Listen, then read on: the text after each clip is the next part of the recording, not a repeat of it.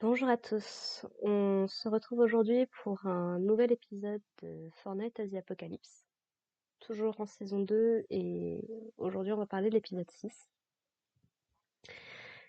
qui est un épisode, et j'ai pas honte de le dire, qui m'a fait pleurer réellement et qui est sans doute l'un des épisodes les plus poignants qu'on a eu depuis le début de cette série. Mais on va revenir au début. Donc, après s'être débarrassé du coup de la femme des chevaliers sacrés, Kion et Donnie sont plus ou moins en train de se battre pour savoir ce qu'ils doivent faire, prévenir Anne ou prévenir Tristan. Et du coup, donc ils vont décider que de toute façon, ils savent pas où ils sont, donc ils vont être perdus, donc il va falloir qu'ils cherchent quoi qu'il arrive. Et donc on va se concentrer sur Anne, sur Angarade, sur Iseu et sur Jade, qui vont malheureusement tomber sur l'autre chevalier sacré, qu'ils n'avaient pas arrêté réellement du coup,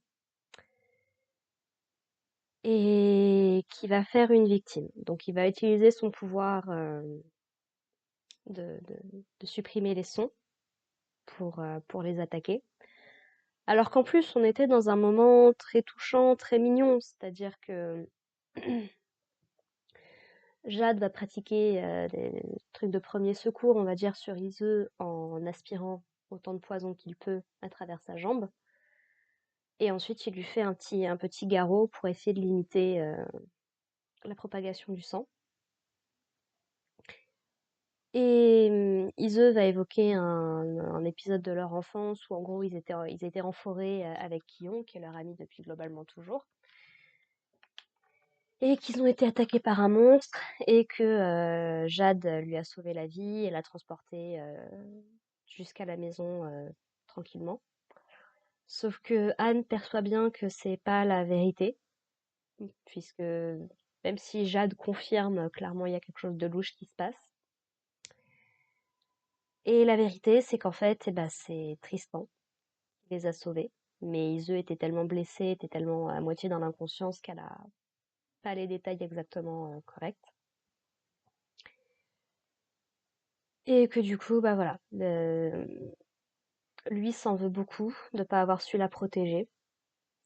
Et il est prêt à lui avouer ses sentiments quand bah, l'attaque se produit. Et malheureusement, c'est une confession qu'il n'aura jamais le luxe de faire, puisque donc ils se font attaquer de part en part. Ise arrive à lui porter une attaque au bras, mais elle va manquer de se faire tuer. Jade va essayer d'utiliser un de ses sorts de lumière pour l'aveugler, et va réaliser qu'il est aveugle, donc ça ne marche pas. Et du coup, bah, pour sauver Ilse, il n'a pas d'autre choix que de s'interposer dans cette attaque et de se faire transpercer littéralement le corps. Ce n'est pas sans rappeler la mort de Haku dans Naruto, si vous avez suivi la série.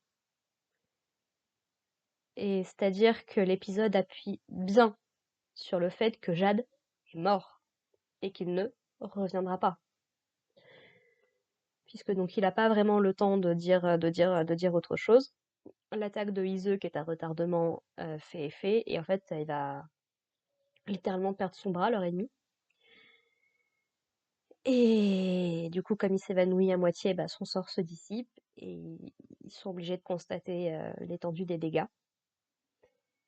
Et on n'a même pas une scène en mode Jade qui lui explique qu'il aime ou quoi que ce soit, c'est juste Ise qui est bah, dans le déni complet, en fait, de ce qui est en train d'arriver, avec le sang qui se répand sur les vêtements de Jade.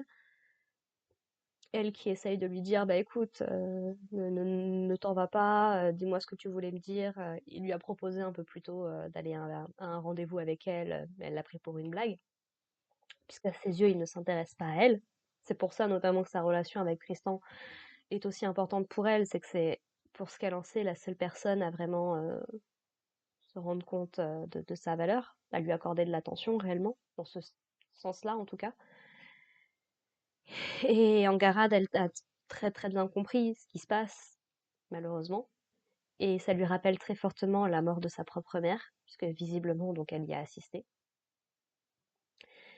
Et Angarad va nous dévoiler, si on peut dire, un nouveau pouvoir, ou en tout cas quelque chose de particulier, puisque donc elle est capable de figer littéralement sur place son ennemi qui essaye de les attaquer de nouveau.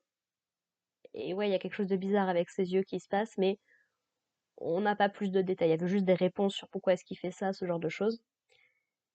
Et c'est quand elle entend la voix de Perceval, du coup, puisque le groupe a réussi à les retrouver, que sa concentration se brise et qu'elle se jette sur lui pour avoir du réconfort. Et du coup, le reste du groupe se rend compte de ce qui s'est passé.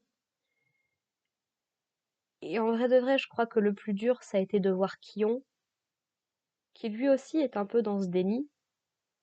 Et quand j'ai vu la scène, j'étais sûre que ça allait partir là-dessus. Ce côté, essayons de jouer les apparences, continuons à jouer les gros durs qui n'a pas d'émotion. Et voilà, il demande à Jade de se relever, que c'est n'importe quoi. Voyant que ça marche pas, bah, il demande à Perceval de le soigner, puisque du coup, il a vu directement que Perceval était capable de revenir à la vie, et de blessures suffisamment graves comme un coup rompu. Et du coup, bah, Perceval essaye de le sauver, il utilise sa magie. Et quelque part, c'est une bonne chose, puisqu'il arrive à supprimer le sang et à refermer les blessures, mais ça ne suffit pas à sauver Jade. La chose qu'on ne sait pas à l'heure actuelle, c'est est-ce que le pouvoir de Perceval de revenir à la vie n'est efficace que sur lui-même, ou est-ce que c'est juste qu'il ne le maîtrise pas suffisamment encore assez bien?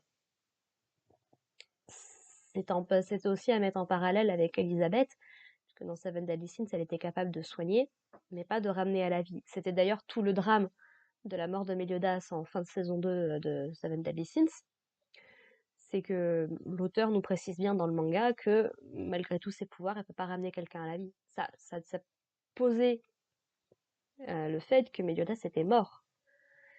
Et pendant tout l'épisode, je dois bien avouer que j'avais ce petit espoir au cœur. Je me dis, non, mais il va revenir.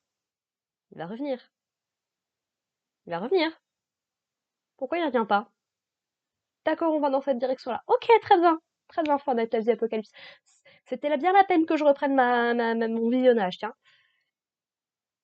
Et voilà, on a quelques flashbacks notamment entre Jade et Kion qui discutent un petit peu, qu'on apprend que la magie de Jade, du coup, s'appelle monochrome, qu'elle lui permet de jouer avec la lumière et l'obscurité, que c'est quelque chose qu'il a développé de par son amitié avec Kion, notamment, qui a ce côté, c'est quelqu'un va lui dire que le ciel est bleu, lui il va insister que c'est rouge, par exemple, vous voyez. Et il explique notamment que bah il admire et il respecte beaucoup le prince Tristan, mais qu'il le déteste en même temps, parce qu'il a l'attention de Iseult, concrètement, quoi. Et il demande à Kion s'il peut rester vraiment dans l'équipe avec tous ses sentiments. Il lui dit, écoute, s'il y a que moi qui aime le prince Tristan, c'est pas grave, ça passe.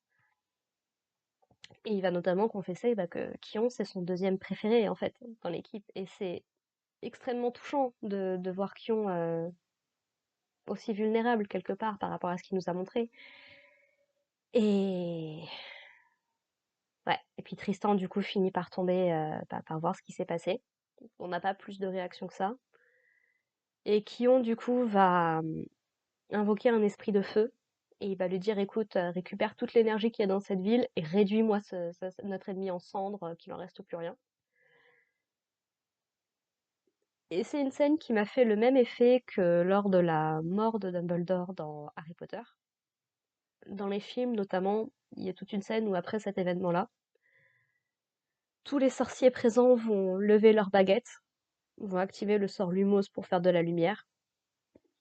Et c'est une façon de rendre hommage au personnage.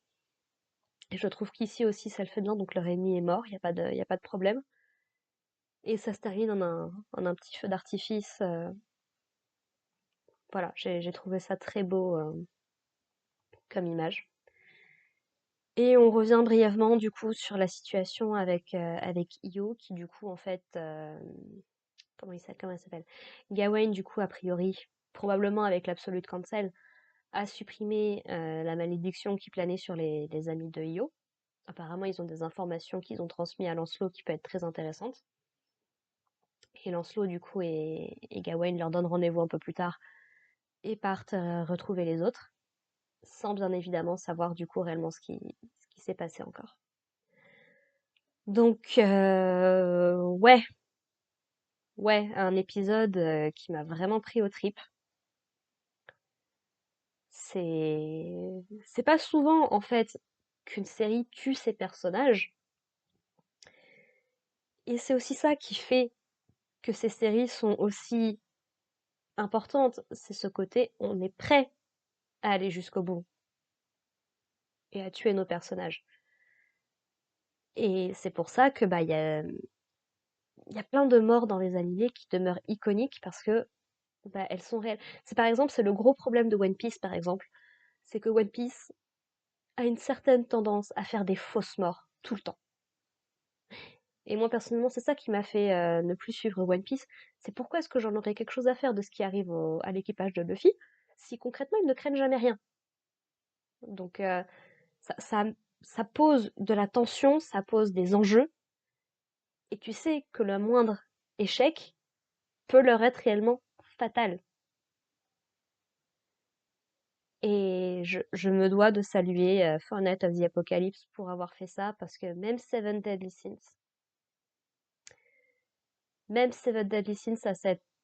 en comparaison en termes d'épisodes, n'était pas allé jusque-là. Donc, je tire mon chapeau à Nakaba Suzuki et à toutes les personnes qui ont travaillé sur cet épisode pour faire qu'au niveau de la musique, de l'animation, tu sens l'émotion et moi, en tout cas, ça m'a touché aux larmes, quoi. Voilà, voilà. Je sais pas si vous l'aurez senti dans ma voix, hein, j'enregistre ça littéralement après avoir regardé l'épisode et c'était quelque chose, quoi. Voilà, voilà. Bah écoutez, je vous propose qu'on se retrouve la prochaine fois pour l'épisode 7. Et puis bah en attendant, portez-vous bien les gens et surtout prenez soin de vous et de vos proches. Allez, bye.